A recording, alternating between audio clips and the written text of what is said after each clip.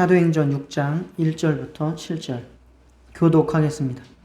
그때의 제자가 더 많아졌는데 헬라파 유대인들이 자기의 과부들이 매일의 구제에 빠짐으로 히브리파 사람을 원망하니 12사도가 모든 제자를 불러 이르되 우리가 하나님의 말씀을 제쳐놓고 접대를 일삼는 것이 마땅하지 아니하니 형제들아 너희 가운데서 성령과 지혜가 충만하여 칭찬받는 사람 7을 택하라. 우리가 이 일을 그들에게 맡기고 우리는 오로지 기도하는 말씀 사역에 힘쓰리라 하니 온 무리가 이 말을 기뻐하여 믿음과 성령이 충만한 사람 스데반과 또 빌립과 브르고로와 니가노르와 디몬과 바메나와 유대교에 입교했던 안디옥 사람 니골라를 택하여 사도들 앞에 세우니 사도들이 기도하고 그들에게 안수하니라. 하나님의 말씀이 점점 왕성하여 예루살렘에 있는 제자의 수가 더 심히 많아지고 허다한 제사장의 무리도 이 도에 복종하니라.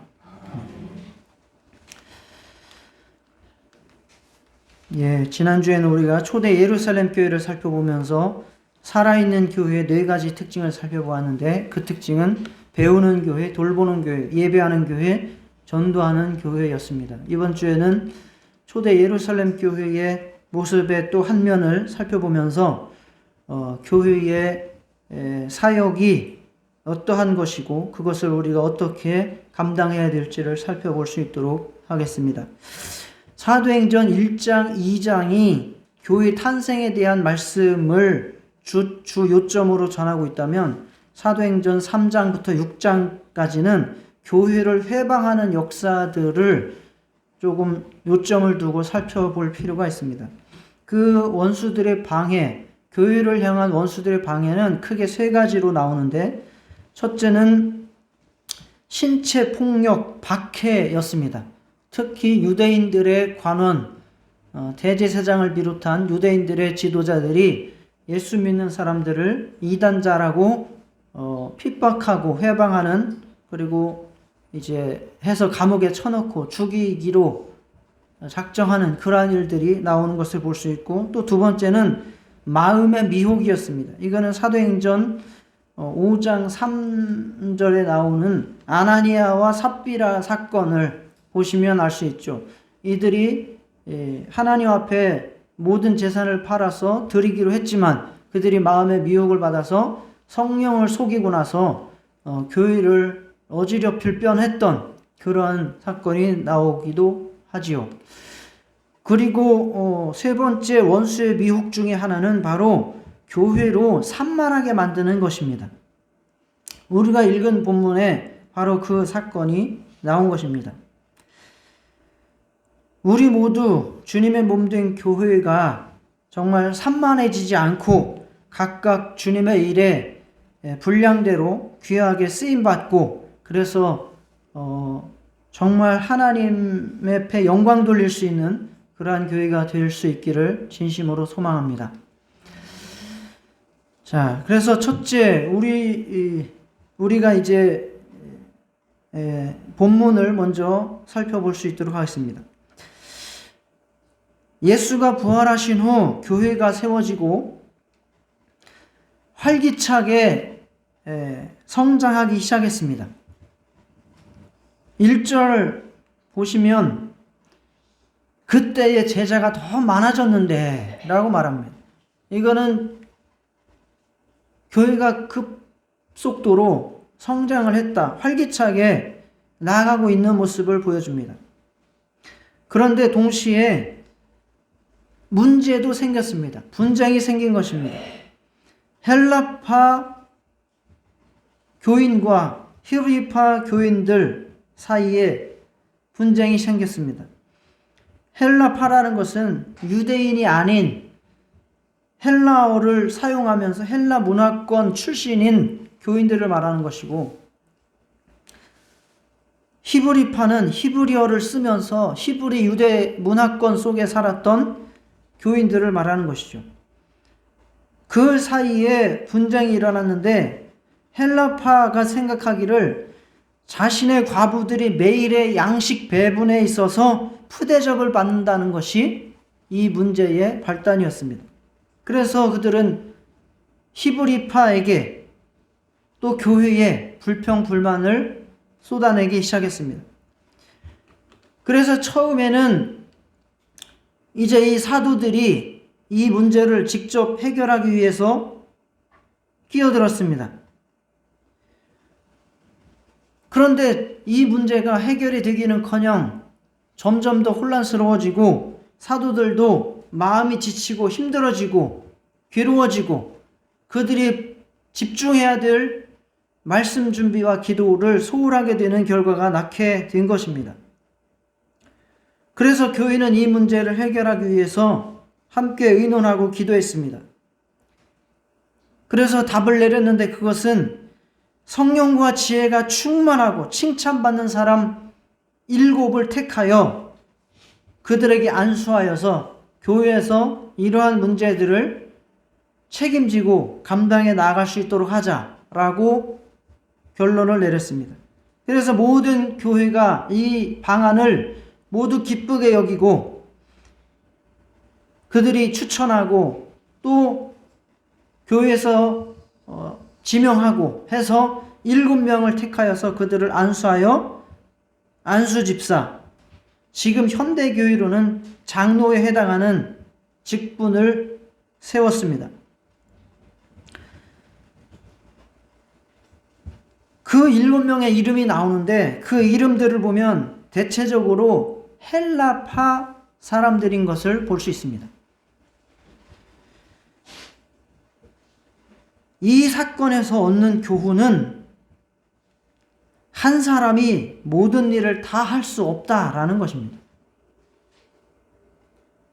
그래서 이 한 사람이 모든 일을 다 할 수 없다라고 하는 이 사건을, 이 교훈을 긍정적으로 3가지를 제가 말씀드리려고 합니다. 첫째, 하나님은 자신의 모든 백성을 사역으로 부르신다라고 하는 사실이고요.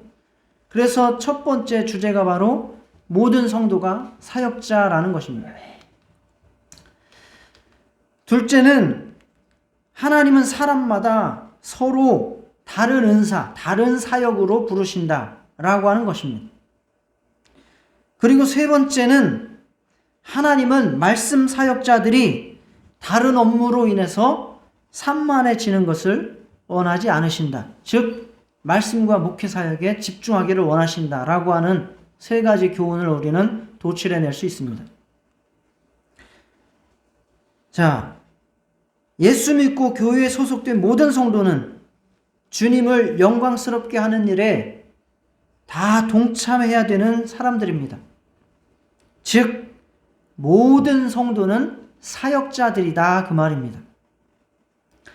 사역이라고 하는 말은 뭐냐면 주의 일이란 뜻이에요. 주님의 일, 섬기는 일, 봉사의 일, 주님의 일, 그게 사역입니다.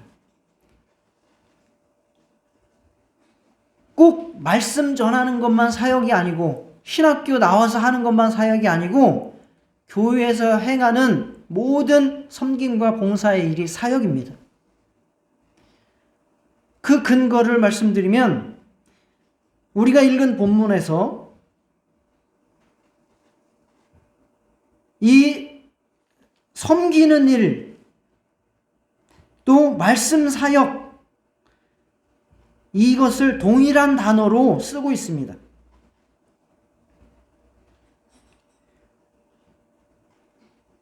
구제하는 사역, 봉사하는 일, 이 사역도 디아코니아라고 하는 사역이라고 하는 단어를 썼고요.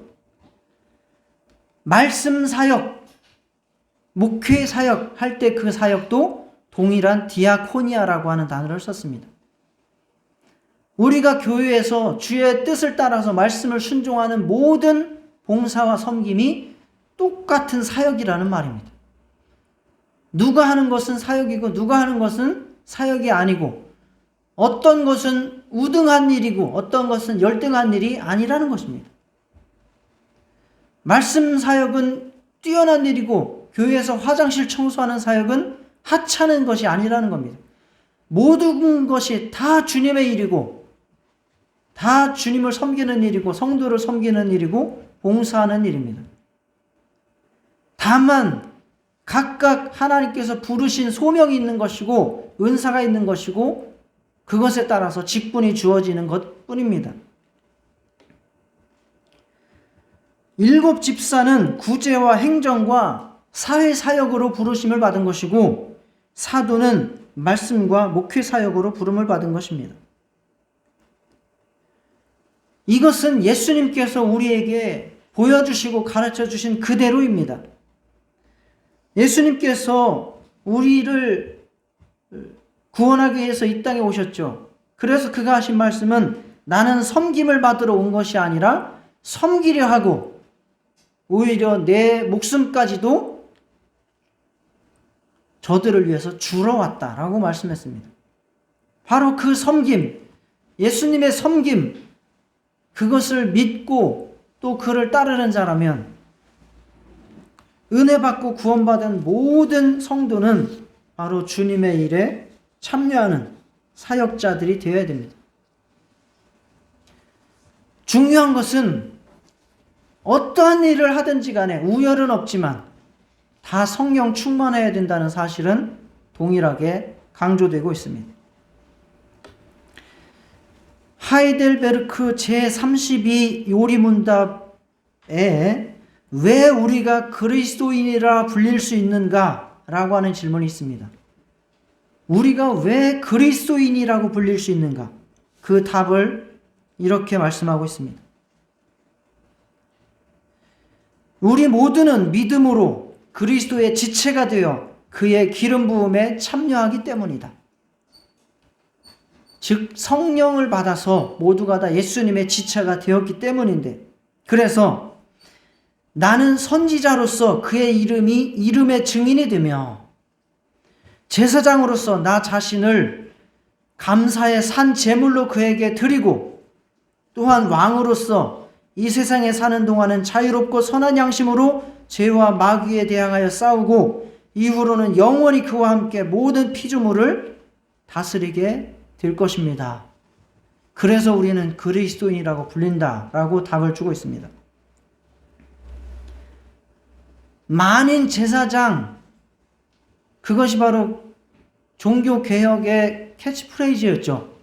만인 제사장뿐만 아니라 만인 선지자, 만인의 왕권 다 동일하게 이제는 모든 그리스도인이라면 그 직분을 가지고 있는 겁니다.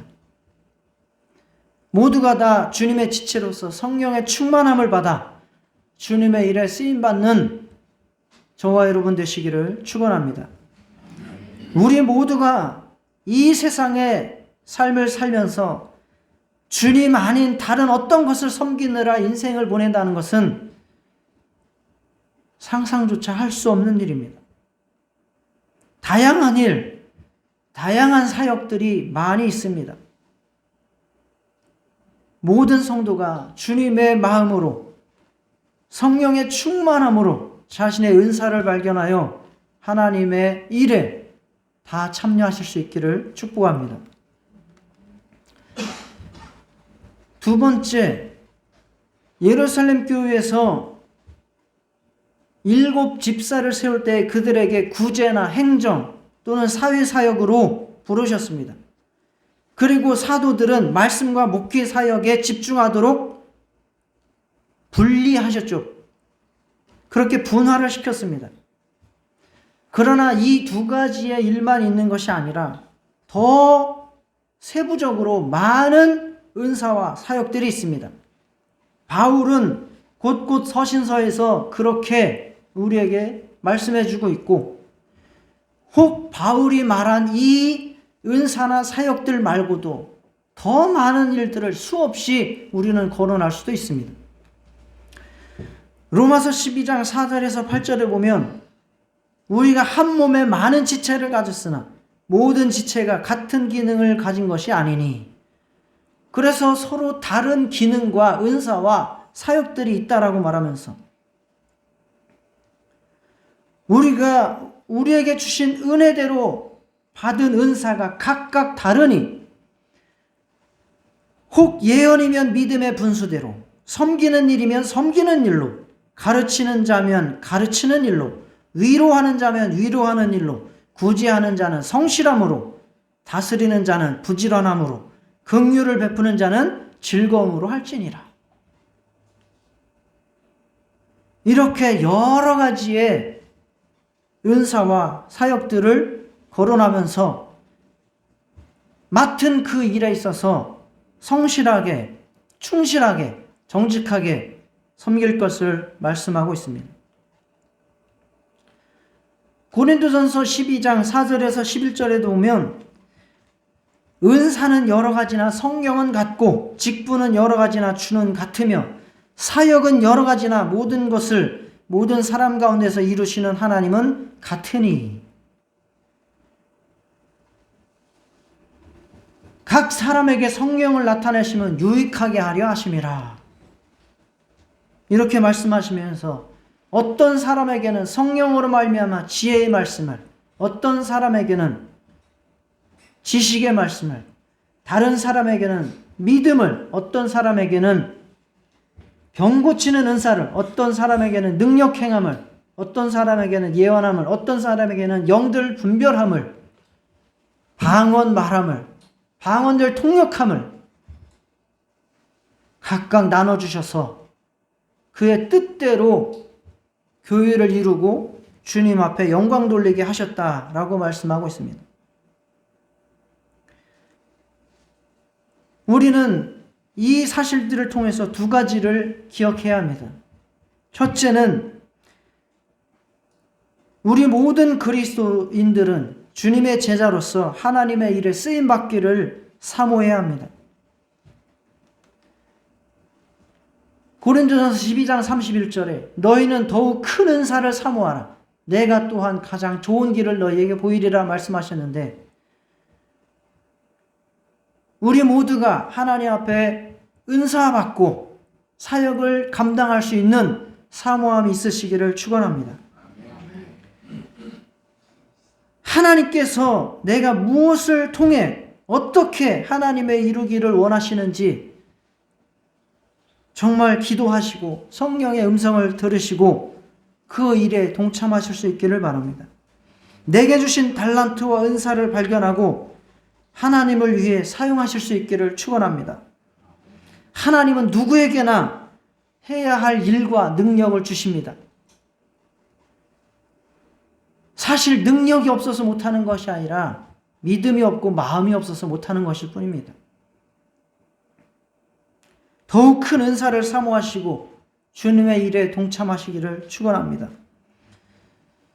둘째, 우리는 사역을 감당함에 있어 나 혼자 이루는 것이 아니라 내가 하는 일만 중요한 것이 아니라 다른 사역과 은사자들을 존중하며 사랑으로 조화를 이루어야 된다는 것을 깨달을 수 있습니다. 그래서 가장 좋은 길을 너희에게 보이리라 말씀하시고 나서 우리에게 그 방법으로 사랑을 제시하고 있습니다. 고린도전서 12장 25절에도 몸 가운데에서 분쟁이 없고 오직 여러 지체가 서로 같이 돌보게 하셨느니라. 그래서 교회에서 일을 할 때에 분쟁이 없이 하라. 서로 인정하고 존중하면서 사랑으로 일을 감당하라라 말씀하고 있으면서 그래서 그 길은 무엇이냐? 그것이 바로 사랑이라고 말합니다. 사람의 방언, 천사의 말, 아주 뛰어난 일들을 감당한다 할지라도 사랑이 없으면 아무것도 아니라고 말씀하고 있는 이유입니다. 그래서 우리가 주의 일을 할 때에 너무 조화를 이루지 못하는 일들을 조심해야 합니다. 고린도전서 14장 32절에도 예언하는 자들의 영은 예언하는 자들에게 제재를 받나니 라고 했습니다. 아무리 자기가 성경을 잘 가르치고 성경을 잘 전하고 그것이 자기가 받은 은사라고 주장을 한다 할지라도 가르치는 것은 예언하는 자, 즉 목회 말씀 사역자에게 제재를 받아야 된다라고 말씀을 하는 겁니다. 다른 모든 일들도 마찬가지로 그렇게 지도를 받고 조화를 이루어야 된다라고 말씀하고 있는 겁니다. 기도를 너무너무 잘하고 자기는 기도에 은사가 있다 할지라도 그 기도에 대해서 예언하는 자에게 제재를 받아야 된다라는 것이 사도 바울 하나님의 가르침입니다. 그렇지 않으면 교회의 조화를 이룰 수 없기 때문입니다. 방언을 너무 나는 좋아하고 방언을 해 유익해. 그렇다 할지라도 사도 바울이 말하는 것은 교회에 와서 공동예배를 드릴 때는 방언으로 기도하지 말라는 거예요. 그런 일은 조화를 이룰 수 없고 품위를 잃게 되기 때문이라고 말씀하는 겁니다. 고린도전서 14장 40절에도 모든 것을 품위 있게 하고 질서 있게 하라 라고 말씀하고 있습니다. 그래서 우리는 사역을 사모하고 감당해야 합니다. 또한 조화롭게 질서를 따라서 사랑으로 하나 되는 방향으로 잘 감당하실 수 있는 성숙한 사역자들이 될 수 있기를 축원합니다. 제가 이번 주에 유튜브를 보다가 한 인물, 한 가정을 알게 됐는데요. TV에도 여러 번 나왔더라고요. 세상에 이런 일이에도 나왔고 아침마당에도 나왔고 유퀴즈 온 더 블럭이라고 하는 프로그램에도 나왔는데 대구 경산에 사시는 이범식 씨라는 사람입니다. 그 사람은 동생들이 굉장히 많아요. 한 6명인가 돼요. 그래서 가난해서 대학을 못 가고 생활전선으로 바로 들어갔는데 하는 일이 전기공사였습니다. 22살 때 전봇대 이런 데서 전기공사를 하다가 22,000볼트를 두 손으로 잡아버렸어요. 어떻게 됐을까요? 죽지 않고 살아간다는 것이 기적이죠. 그래서 여기 양팔이 이쪽이 다 잘랐어요. 안 자르면 죽으니까. 여기를 양팔을 다 잘랐어요. 그리고 나중에 오른쪽 다리도 무릎 밑에 부분을 절단을 했습니다. 그리고 목숨만 겨우 건졌습니다.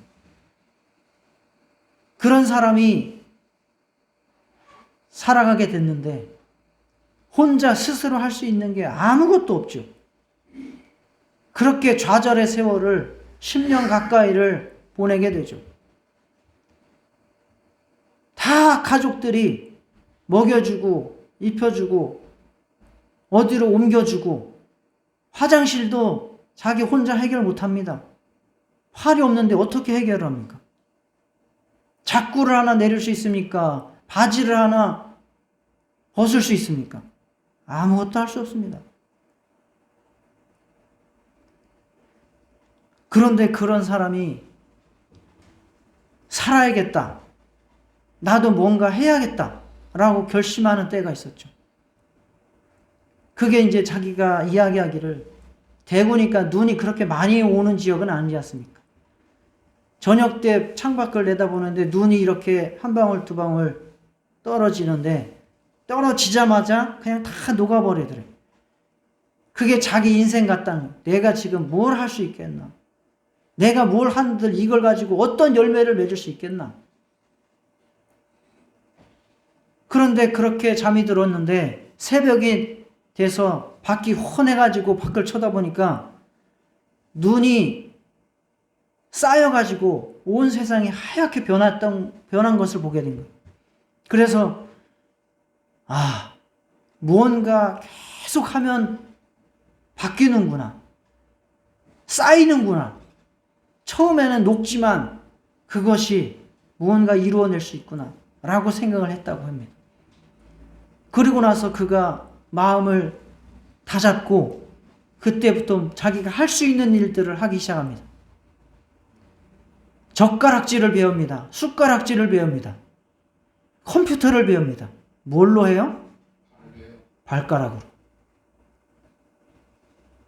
손가락으로도 젓가락질을 못하는 사람 많은데 그 사람은 엄지발가락과 검지발가락 젓가락 두 짝을 끼고 이쪽 세 번째 발가락으로 조종을 합니다. 그래서 자기가 반찬을 떠먹고 밥을 떠먹고 숟가락을 들어서 국물을 떠먹습니다. 그런데 그게 그렇게 맛있다는 거예요. 이전에는 누가 먹여줬는데 맛이 하나도 없었다는 거예요. 내 속도대로 먹을 수도 없고 내가 먹고 싶은 걸 원하는 대로 먹을 수도 없다는 거예요. 그런데는 이제 내가 원하는 대로 내가 원하는 속도에 따라서 먹을 수가 있기 때문에 그렇게 행복했다는 거예요. 그리고 그 발가락으로 컴퓨터 자판을 익히고 컴퓨터를 배우기 시작합니다. 오른쪽에는 요 정도를 다리를 잘라냈고 거기에 의족을 끼울 수 있는 쇠꼬챙이 같은 게 박혀 있거든요. 그 쇠꼬챙이하고 왼쪽 발가락하고 타자를 칩니다. 그래서 회사에 취직을 해서 총무일과 그 컴퓨터를 통해서 회계 일을 감당을 합니다. 물론 거기서 좌절도 경험하고 해고도 당합니다.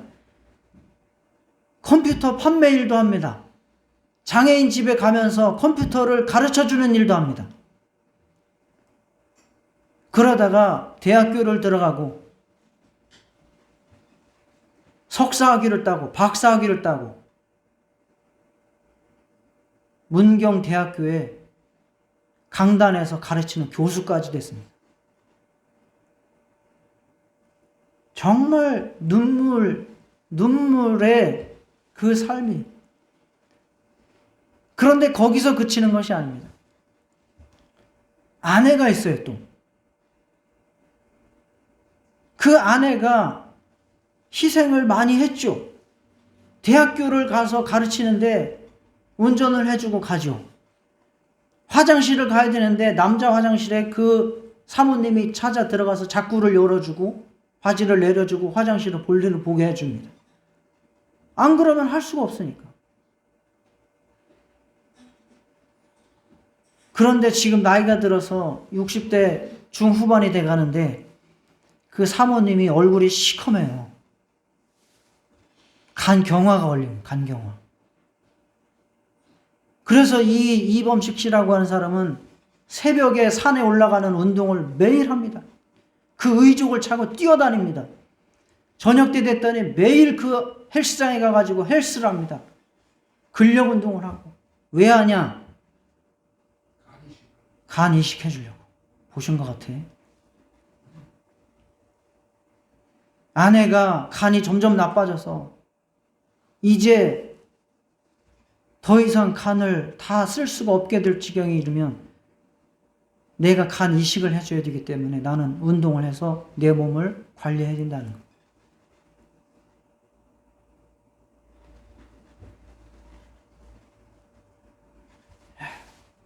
이러한 삶이 바로 이 세상에 존재하게 된 자기의 의미를 찾아서 아무리 어렵고 힘든 상황에서라도 하나님 앞에 쓰임받기를 사모하는 열심이어야 된다는 것입니다. 그리고 서로 존중하고 서로 배려하면서 자기가 할 수 있는 것을 가지고 상대방을 도와주고 또 상대방의 도움을 받을 수도 있고 그러면서 하나가 되어서 이루어야 가는 가정처럼 그러한 교회, 사역이 되어야 된다라는 생각을 제가 깨닫게 되었습니다.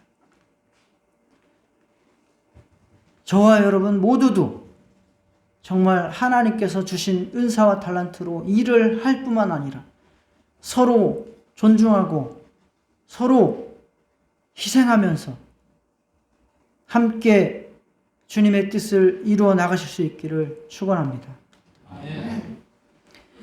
세 번째, 이 본문에서 우리가 깨달을 수 있는 것은 말씀 사역자, 목회 사역자들은 그들의 일에 집중할 수 있도록 해야 된다는 것입니다. 목사는 사도가 아니지만 인생을 바쳐서 하나님의 말씀을 가르치고 전하고 영혼들을 돌보고 기도하고 교회를 책임지는 일을 하는 자들입니다.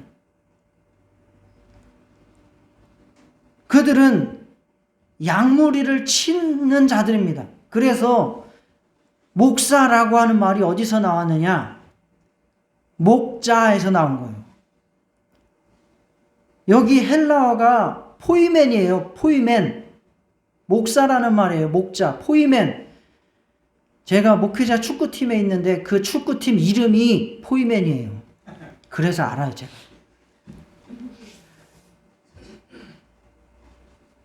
포이멘, 목자. 즉, 양무리를 돌보는 사람이라는 그 뜻입니다. 여기에 사도행전 20장 28절에 보면 보살피게 하셨느니라 라고 하는 뜻이 나오죠. 이게 무슨 말씀이냐면 바울이 선교 사역을 감당하고 자기는 이제 예루살렘에 가서 로마로 가서 죽게 되는 상황이 생겼어요. 그래서 자기가 세운 교회들, 목사들, 장로, 감독들을 불러놓고 고별 설교를 한 거예요, 이게. 거기에 보면 보살피게 하셨느니라 라고 하는 말이 나오는데 이게 포이마이노예요. 포이마이노. 그게 뭐냐? 양떼들을 치다, 양무리를 치다라는 뜻이에요. 양들은 무엇이냐? 온 양떼를 위하여 삼가라. 그런데 하나님이 자기 피로 사신 교회라고 했습니다. 바로 양들은 예수님께서 하나님이 피로 값주고 사신 영혼들 모임, 바로 교회입니다. 그리고 목사를 성경상으로는 감독, 장로 다 지금의 목사를 말하는 거예요. 그들을 그 목자로, 그 교회의 양떼들을 위한 목자로 세워놓은 것입니다. 양무리를 치는 일, 모든 것이 다 해당됩니다. 설교를 하건, 교육을 하건, 상담을 하건, 무엇을 하건, 양떼들에게 풀을 먹이는 일이고, 물을 먹이는 일이고, 푸른 초장으로 이끄는 일들을 하는 것입니다. 그렇게 먹이는 일 해야죠. 그리고 또 지켜야 합니다. 양떼들을 항상 호시탐탐 노리며 잡아먹으려고 하는 이리들이 나타난다라고 말씀하고 있습니다. 그래서 이리를 내쫓고 그들과 싸우는 일들을, 즉 거짓 선지자들의 미혹을 물리치는 일을 하라고 명령한 말씀이 사도행전 20장 18절부터 37절에 나오는 것입니다.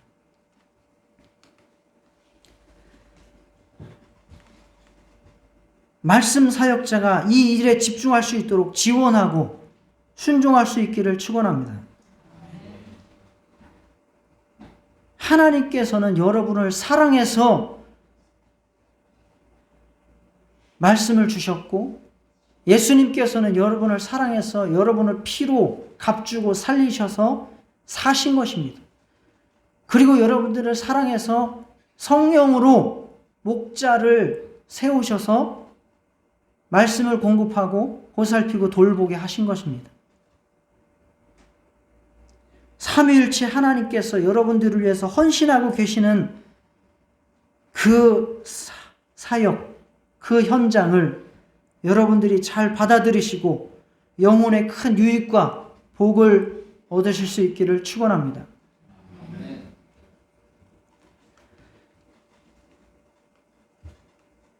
일곱 집사에게 행정과 사회사역 등등의 일을 위임하고, 사도들은 자신들의 소명에 더 집중한 결과 어떻게 됐습니까? 하나님의 말씀이 점점 왕성하여 예루살렘에 있는 제자의 수가 더 심히 많아지고 허다한 제사장의 무리도 이 도에 복종하니라 라고 그 사역의 결과, 일을 처리한 결과가 나타나고 있습니다. 우리도 각각 하나님께서 주신 사역에 기쁨으로 참여하고 사역으로 하나 될 수 있기를 축원합니다. 목사를 자기에게 유익된 목자로 알고 말씀을 배우고 신앙생활에 도움을 받을 수 있기를 축원합니다. 목사가 하는 일들이 너무 많으면, 고민이 많으면 주의 일에 제한받는 것이 사실입니다. 그래서 교회는 더 돕는 자들이 많아져야 됩니다. 목사가 차량 운행하는 것도 사실은 하지 말아야 될 일입니다. 목사가 예배 드리기 전에 차량 운행하고 오고 예배 끝나고 나서 또 차량 운행하고 이러한 일들도 누군가가 와서 섬겨야 될 일입니다. 차량 운행하는 일이 하찮아서 하는 이야기가 아닙니다. 어떤 것도 하찮은 일은 없습니다. 그러나 목사가 하는 일을 더 집중하기 위해서 그렇게 돼야 된다는 것입니다. 한 가지의 예를 든 것뿐입니다.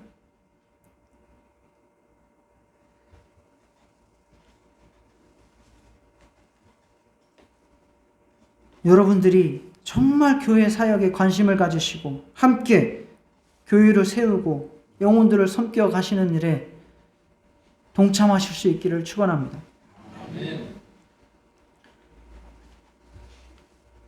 리차드 백스터라고 하는 아주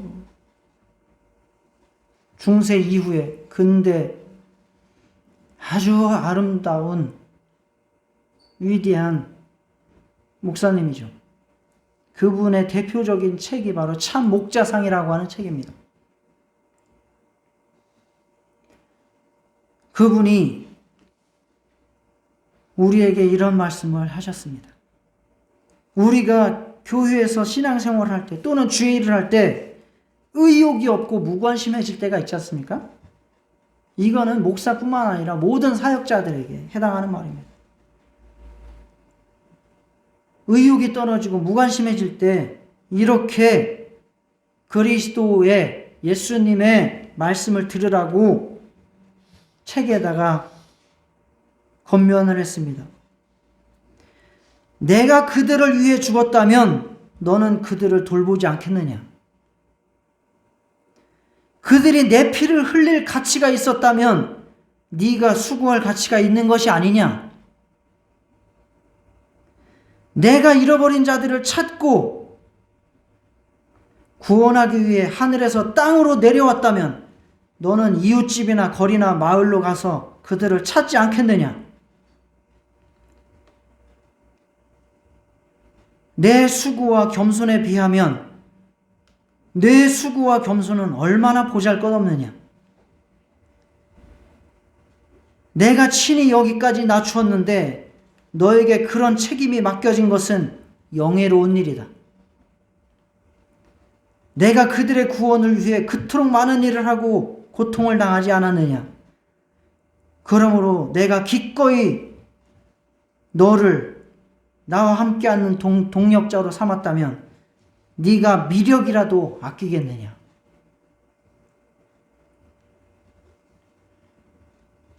주님께서 우리에게 맡기신 일들은 주님의 일입니다.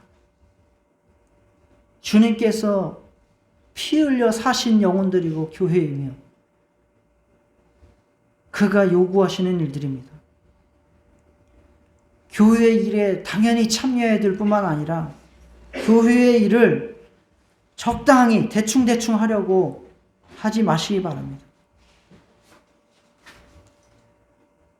세상 일도 대충대충 적당히 하면 해고당합니다. 하물며